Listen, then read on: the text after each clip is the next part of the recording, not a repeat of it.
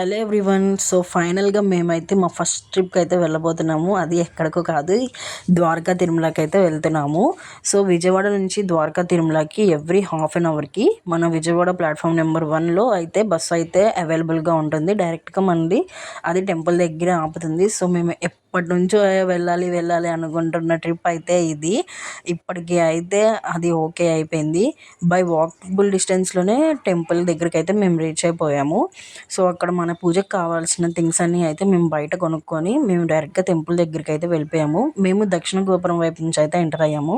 అక్కడే కింద శ్రీవారి పాదాలు అయితే ఉన్నాయి. అక్కడికి వెళ్ళిపోయి పూజ చేసేసి మేమైతే ఇంకా డైరెక్ట్గా దర్శనం చేసేసుకోవడానికి దక్షిణ గోపురం వైపు నుంచి స్టెప్స్ ఎక్కేసి మేమైతే వెళ్ళిపోయాము. అక్కడ చాలామంది అయితే మెట్లుకి మోకాళ్ళతో అయితే ఎక్కుతున్నారు. అది చూసి అసలు చాలా బాగా అనిపించింది మాకైతే. మాకు దర్శనానికి ఎటువైపు వెళ్ళాలో అసలు తెలియలేదు, ఎందుకంటే మేము ఫస్ట్ టైం వెళ్తున్నాం కాబట్టి. సో అక్కడ కొంతమందిని అడిగి అయితే మేము దర్శనం లైన్లోకి అయితే వెళ్ళిపోయాము. అలాగే అక్కడే పక్కనే ఉన్న రావి చెట్టు దగ్గర అందరూ పూజలు చేస్తున్నారు. సో మేము కూడా మేము తెచ్చిన 365 ఒత్తులు అయితే వెలిగించేసి అక్కడే ఉన్న రావి చెట్టుకు అయితే పూజ చేసేసాము.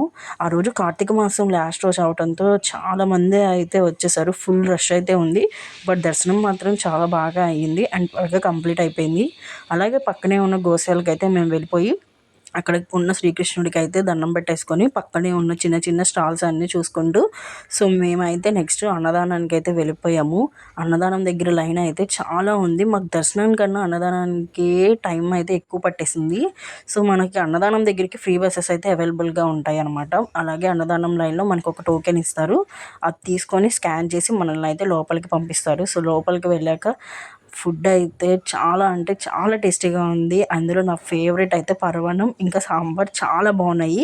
అక్కడే ఇంకా చాలా టెంపుల్స్ అయితే ఉన్నాయి. బట్ అవి నెక్స్ట్ టైం అయితే విజిట్ చేయాలి. Thanks for watching. Don't forget to subscribe.